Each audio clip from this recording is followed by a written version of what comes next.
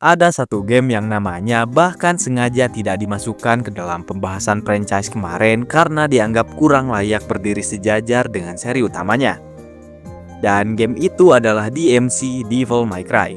Sebuah reboot yang datang dengan percaya diri, mengganti wajah ikonik Dante, mengubah tonalitas gotik menjadi lebih modern dan agresif, lalu menantang fanbase lama seolah berkata, "Ini versi baru, terima atau tinggalkan." Sejak trailer pertamanya dirilis, perdebatan langsung meledak. Bukan cuma soal rambut hitam atau sikap yang lebih kasar, tapi soal identitas sebuah warisan. Pertanyaannya sekarang bukan lagi apakah game ini berbeda, melainkan apakah perbedaan itu kesalahan fatal atau justru eksperimen berani yang terlalu cepat dihakimi. Kita harus jujur dari awal, banyak fans lama yang merasa ini bukan Devil May Cry yang mereka kenal. Apalagi jika dibandingkan dengan puncak karisma dan kedalaman mekanik seperti di Devil May Cry 3 atau bahkan kebangkitan megah lewat Devil May Cry 5. Namun, apakah kebencian itu murni karena kualitas gamenya atau karena ekspektasi yang sudah terlalu terkunci pada satu definisi Dante yang tidak boleh diubah? Dalam sejarah industri game, reboot selalu menjadi perjudian besar. Dan DMC adalah contoh ekstrim bagaimana sebuah eksperimen bisa terjebak di antara visi kreatif dan loyalitas penggemar. Jadi di video ini, kita tidak akan membelanya secara membabi buta, tapi juga tidak akan ikut membencinya tanpa analisis. Hari ini kita akan membedahnya secara kritis dan tanpa nostalgia yang membutakan.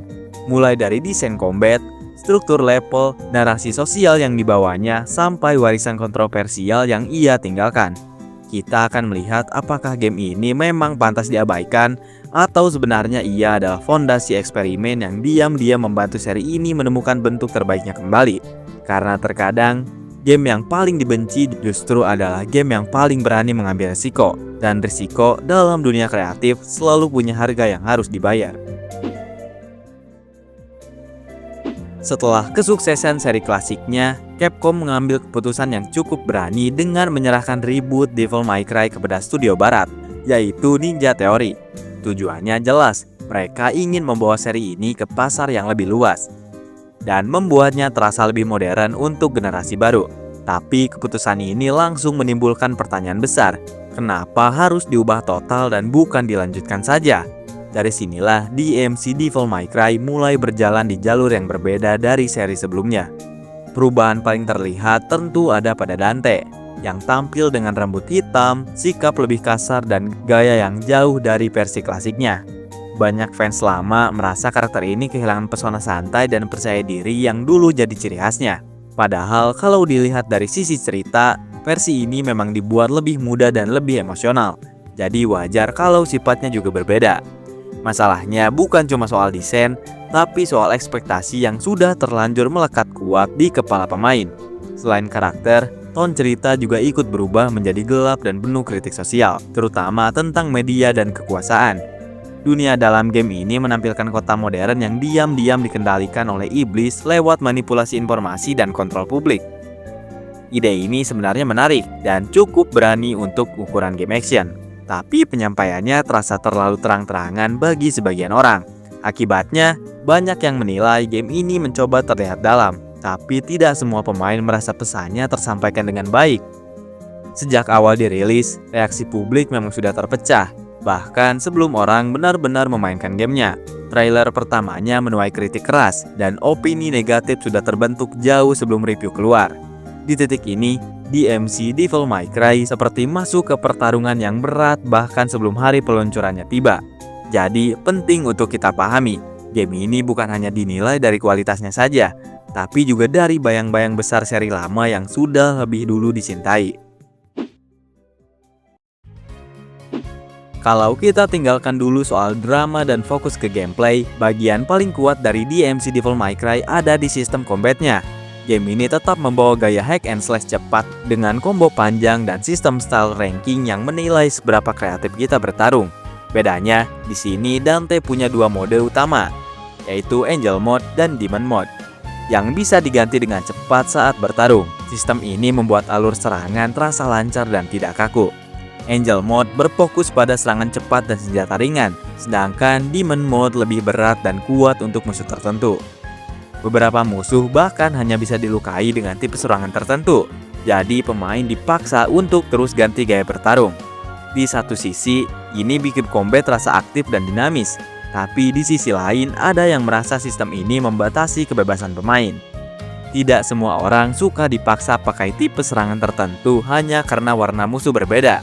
Kalau dibandingkan dengan Devil May Cry 4, memang variasi gaya bertarungnya rasa lebih sederhana. Tidak ada sistem style yang bisa diganti bebas seperti seri lama. Dan kedalaman tekniknya juga tidak sedalam itu. Tapi sebagai gantinya, DMC lebih ramah untuk pemain baru karena combo lebih mudah dilanjutkan dan pergerakan terasa lebih halus. Jadi pertanyaannya, apakah ini penyederhanaan yang buruk atau justru langkah supaya lebih banyak orang bisa menikmati game ini? Yang tidak bisa dibantah adalah respon kontrolnya yang sangat enak dan cepat, terutama di versi Definitive Edition. Gerakan terasa ringan, animasi serangan halus, dan pergantian senjata tidak bikin kaku. Saat combo berhasil disambung tanpa putus, ada rasa puas yang tetap khas Devil May Cry. Jadi walaupun banyak yang tidak setuju dengan arah ributnya, dari sisi aksi murni, game ini sebenarnya tetap solid dan menyenangkan untuk dimainkan. Salah satu hal yang sering diremehkan dari DMC Devil May Cry adalah desain dunianya yang unik. Game ini mengambil latar kota modern, tapi ketika masuk ke dunia Limbo, semuanya berubah jadi aneh dan tidak stabil.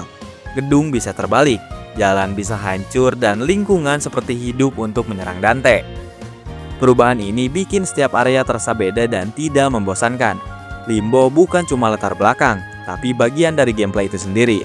Kadang pemain harus lompat di platform yang bergerak, kadang harus menarik bangunan pakai kekuatan demon atau angel untuk membuka jalan. Lingkungan jadi bagian dari pertarungan dan eksplorasi, bukan cuma tempat berdiri dan berantem. Ini bikin level terasa aktif dan punya identitas yang kuat. Secara visual, game ini berani pakai warna terang dan efek yang mencolok. Ada area yang penuh warna neon, ada juga yang gelap dan penuh tulisan sindiran di dinding. Semua ini bikin suasana terasa berbeda dari seri klasik yang lebih gotik dan gelap.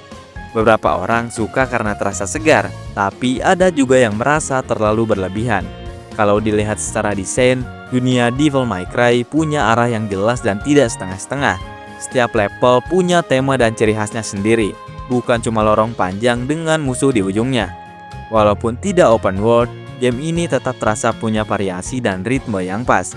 Jadi kalau bicara soal kreativitas visual dan desain level, bagian ini justru termasuk salah satu kekuatan terbesarnya. Sekarang kita masuk ke bagian yang paling banyak diperdebatkan, yaitu cerita dari DMC Devil May Cry. Di versi ini, Dante digambarkan sebagai anak muda yang tidak peduli aturan dan hidup seenaknya. Sampai akhirnya tahu bahwa dunia manusia diam-diam dikendalikan oleh iblis. Iblis-iblis ini tidak muncul terang-terangan, tapi menguasai media, minuman, dan sistem keuangan untuk mengontrol manusia. Ide ini sebenarnya menarik karena terasa dekat dengan dunia modern. Game ini mencoba menyampaikan pesan tentang manipulasi informasi dan kekuatan tersembunyi. Musuh utamanya bukan cuma iblis biasa, tapi simbol dari sistem yang membuat manusia tidak sadar sedang dikendalikan. Masalahnya, cara penyampaiannya kadang terlalu jelas dan kurang halus. Beberapa dialog terasa seperti ingin langsung memberitahu pesannya tanpa membiarkan pemain menafsirkannya sendiri. Hubungan antara Dante dan Virgil juga dibuat berbeda dari seri utama. Di sini mereka bekerja sama lebih dulu sebelum akhirnya punya tujuan yang berbeda. Konflik mereka bukan cuma soal kekuatan, tapi soal cara memandang dunia dan cara mengubahnya. Ini memberi dasar cerita yang cukup kuat, walaupun tidak semua orang merasa emosinya sedalam versi klasik. Kalau dibandingkan dengan cerita di Devil May Cry 3 yang lebih fokus pada hubungan saudara dan perjalanan pribadi, DMC terasa lebih fokus pada kritik sosial. Itu bukan berarti lebih buruk, tapi jelas berbeda arah. Dan perbedaan inilah yang bikin banyak fans sulit menerimanya. Bukan semata karena kualitasnya, tidak seperti Devil May Cry yang mereka kenal dulu. Sekarang kita masuk ke bagian yang tidak bisa dihindari, yaitu kelemahan dari DMC Devil May Cry. Salah satu kritik terbesar datang dari penggambaran Dante yang dianggap kurang punya pesona seperti versi klasiknya. Ia lebih kasar, lebih emosional, dan kadang terasa terlalu ingin terlihat keren. Bagi sebagian pemain, ini terasa seperti kehilangan identitas yang dulu jadi daya tarik utama seri ini. Boss fight-nya juga sering disebut kurang berkesan dibanding seri lama.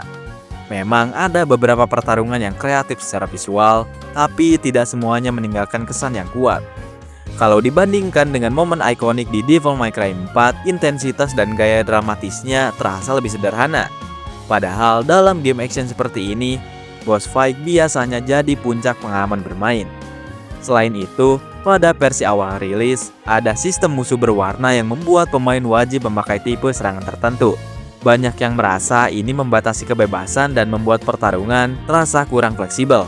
Untungnya di versi Definitive Edition, sistem ini diperbaiki agar lebih bebas dan tidak terlalu memaksa. Perbaikan ini menunjukkan bahwa secara mekanik, game ini sebenarnya mau berkembang dan mendengar kritik. Jadi kalau ditanya apakah kemarahan fans punya alasan, jawabannya ya, ada alasannya. Tapi apakah semua kebencian itu murni karena kualitasnya yang buruk atau karena perubahan besar yang sulit diterima?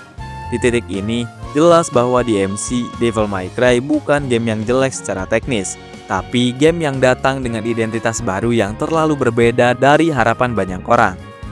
Dan di dunia franchise besar, kadang perbedaan saja sudah cukup untuk dianggap kesalahan. Sekarang pertanyaan paling penting, apa warisan yang ditinggalkan oleh DMC Devil May Cry? Secara penjualan, game ini tidak bisa dibilang hancur total, tapi juga tidak memenuhi harapan besar Capcom. Reaksi fans yang terpecah membuat masa depan seri ini sempat terasa tidak jelas. Banyak orang mengira arah reboot ini akan terus berlanjut. Namun yang menarik, beberapa ide di DMC Devil May Cry ternyata tetap hidup. Pergerakan yang lebih halus, animasi yang lebih cepat, dan fokus pada kelancaran combo terasa ikut memengaruhi perkembangan seri setelahnya. Ketika Devil May Cry 5 akhirnya dirilis, seri utama kembali ke akar klasiknya, tapi dengan rasa modern yang lebih matang. Bisa dibilang, reboot ini seperti percobaan yang memberi pelajaran penting bagi Capcom. Kalau dilihat secara jujur, DMC bukan game action yang buruk. Combatnya solid, desain levelnya kreatif, dan presentasinya punya gaya sendiri. Masalah utamanya ada pada nama besar yang dibawanya dan ekspektasi yang sudah terlalu tinggi.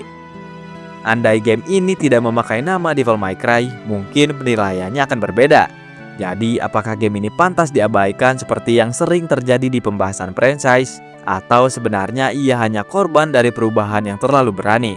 DMC Devil May Cry adalah contoh bahwa dalam dunia game, kualitas saja tidak selalu cukup.